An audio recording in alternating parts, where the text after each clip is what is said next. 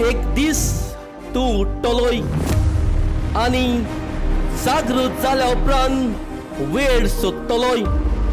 आतां तुका वेळ दिल्लो आसा आनी ह्या वेळाचो फोड काडून फायदो काडूंक आनी उपयोग करूंक तुज्या हातान वेळ दिल्लो आसा. जें कितें तूं करूंक सोदता तें वेळा प्रमाणे आतां करूंक तुका उलो मारलो आसा. जाल्यार वेळाचो बरो फायदो काडुया, वेळाचो बरो फोड काडुया आनी वेळाचो बरो उपयोग आमी करुया.